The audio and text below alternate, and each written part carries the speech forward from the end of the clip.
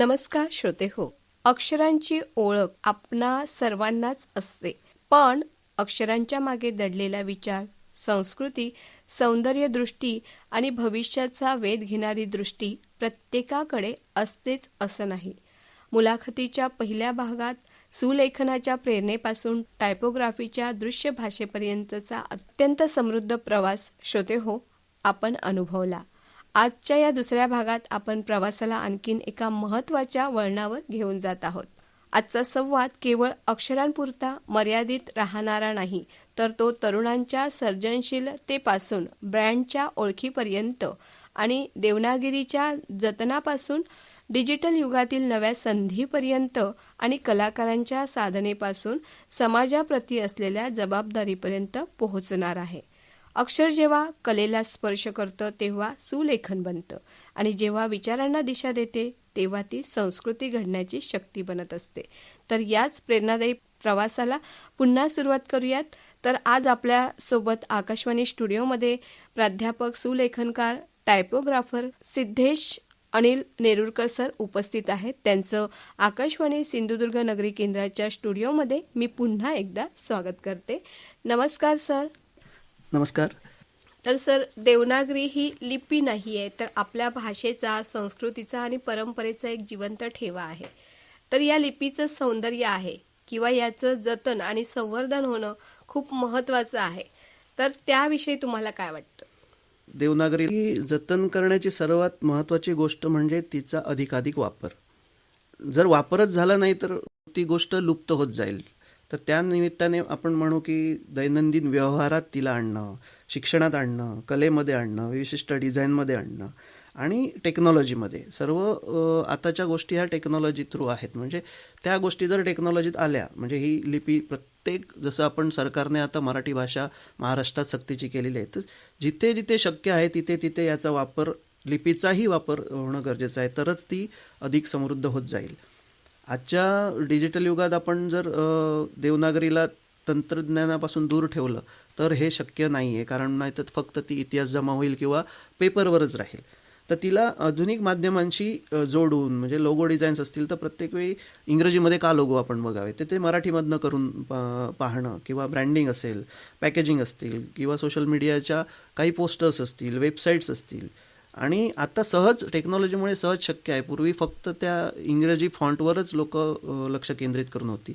आता मराठी फॉन्टसुद्धा त्यामध्ये सहज उपलब्ध होतात, किंवा आपण सुलेखनाच्या माध्यमातून विशिष्ट त्याला एक दिशा देऊ शकतो किंवा विशिष्ट डिझाईन करू शकतो. आणि जेव्हा शाळा कॉलेजमध्ये सुलेखन असेल, अक्षररचना असेल किंवा टायपोग्राफी असेल, या विषयांवर अधिकाधिक जर आपण कार्यशाळा घेतल्या, असे उपक्रम राबवले, तर विद्यार्थ्यांकडे केवळ आपण भाषा नाही तर डिझाईनच्या दृष्टीने देवनागरीकडे कसं पाहायचं हे जर शिकवलं तर ती रचना असेल किंवा त्यांचं सौंदर्य असेल, आपोआपच तिच्याबद्दलचा अभिमान आणि जिव्हाळा मुलांमध्ये निर्माण होईल.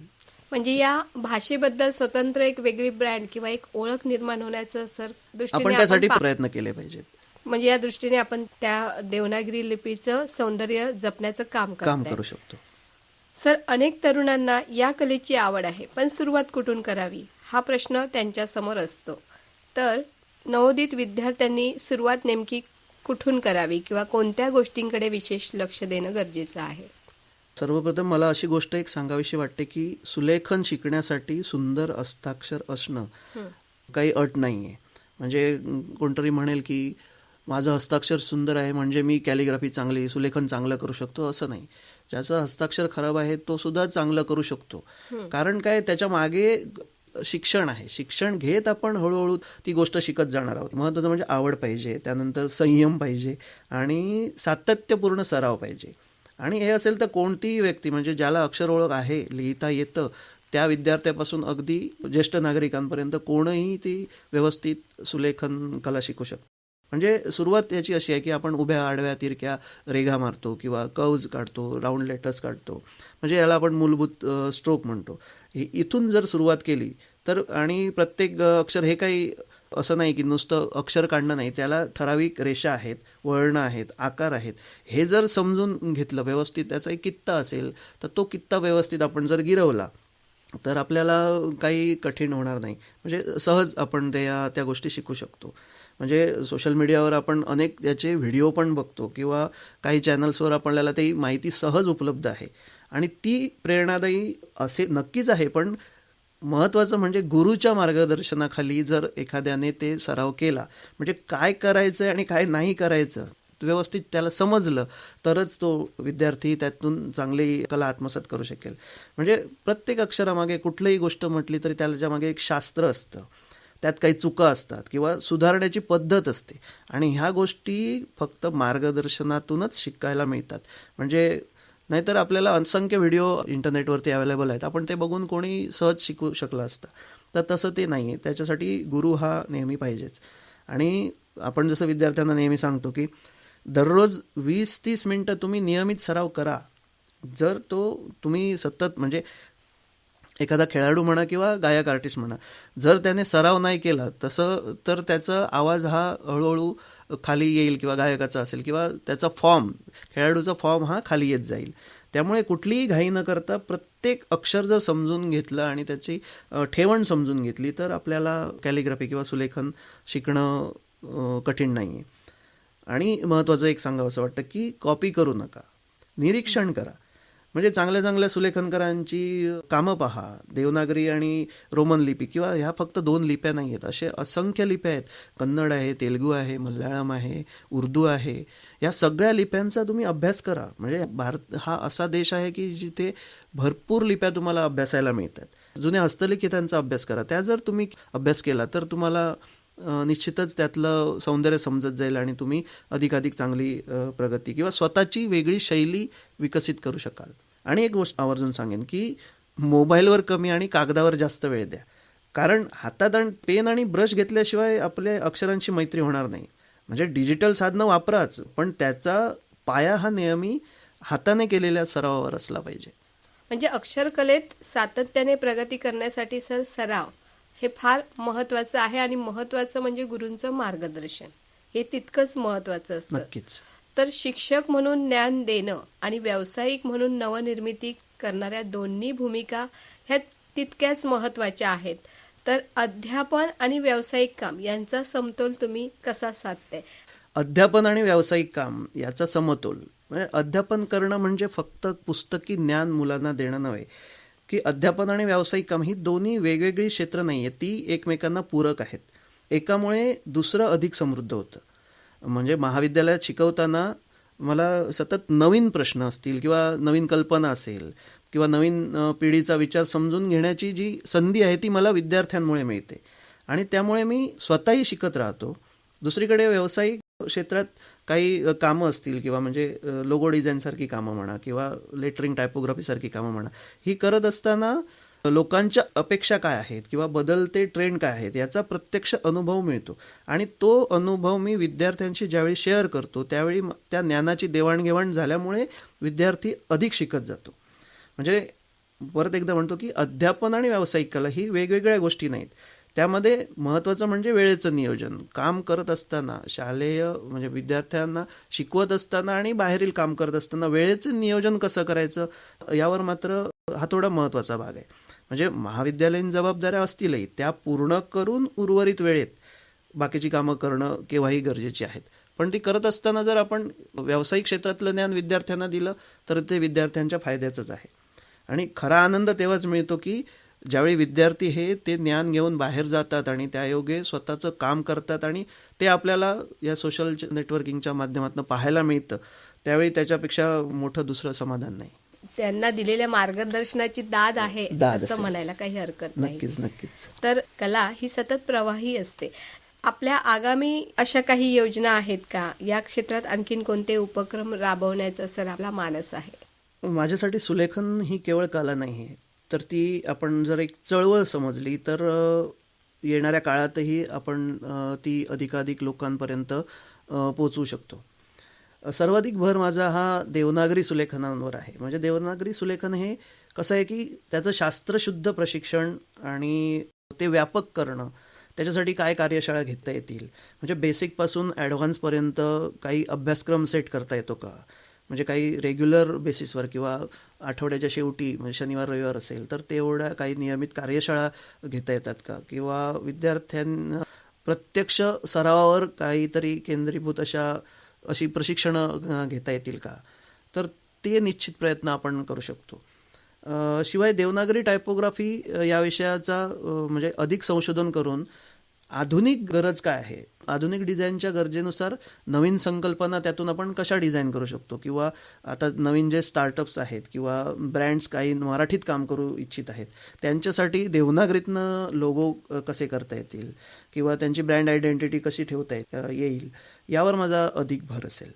आणि महत्त्वाची इच्छा म्हणजे ग्रामीण भागातील विद्यार्थ्यांपर्यंत ही कला पोहोचवायची आहे, कारण ती जिथे कलेचा सध्या आपल्याला कला शिक्षण हे हद्दपार होताना दिसतंय, तर तिथे कला शिक्षण जिवंत ठेवताना ह्या गोष्टी म्हणजे सुलेखन ही सुद्धा एक कला आहे हे विद्यार्थ्यापर्यंत पोहोचलं पाहिजे.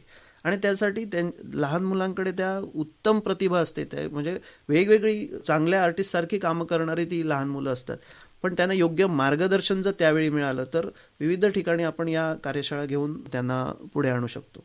तसंच ऑनलाईन काही गोष्टी आपण करू शकतो का, ऑनलाईन अभ्यासक्रम, व्हिडिओ लेक्चर्स काही घेऊ शकतो का, कारण टेक्नॉलॉजीचा वापर करून जर या गोष्टी आपण करत असू तर त्याचा अधिक व्यापक स्वरूपात लोकांना लाभ घेता येईल.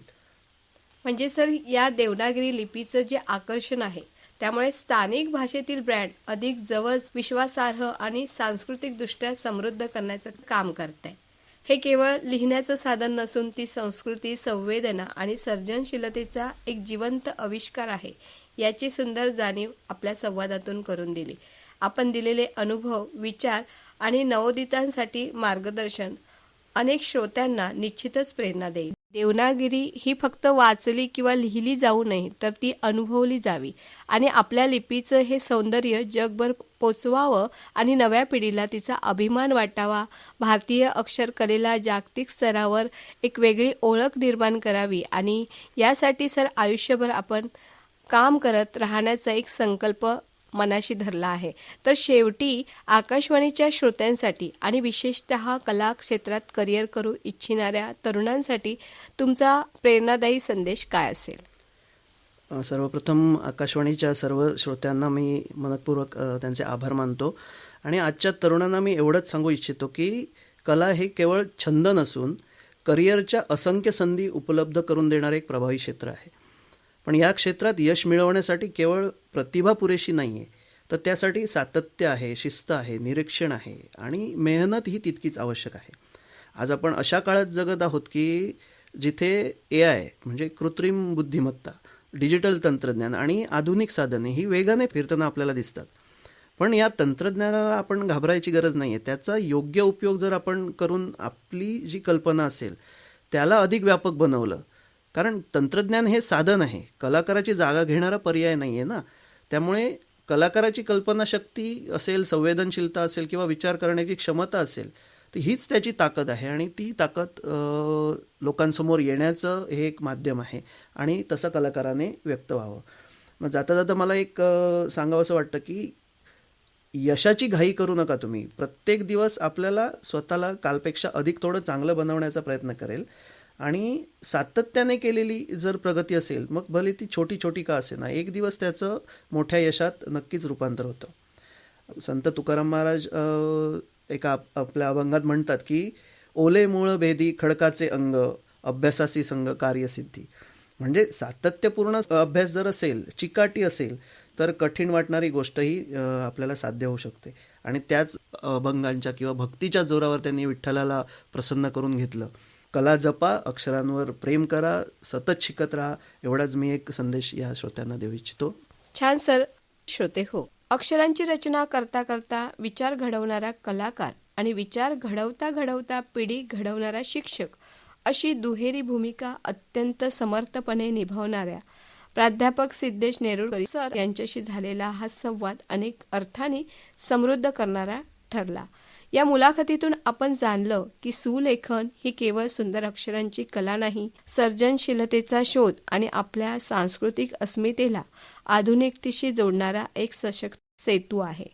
तर श्रोते हो, देवनागरी लिपी नव्या पिढीला सर्जनशीलतेची जोड मिळाली तर भारतीय अक्षरकलेला जागतिक क्षितिजावर नवी ओळख निश्चितच मिळेल. तर सर, आपल्या या अनुभवाचा जो अनमोल ठेवा, आपले विचार आणि श्रोत्यांना दिलेली प्रेरणा यासाठी आकाशवाणी सिंधुदुर्ग नगरी केंद्राच्या वतीने मी आपले आभार मानते आणि आपल्या पुढील वाटचालीसाठी शुभेच्छा देते. श्रोते हो, संत ज्ञानेश्वर म्हणतात, अवघाची संसार सुखाचा करीन, आनंदे भरीन तिन्ही लोक.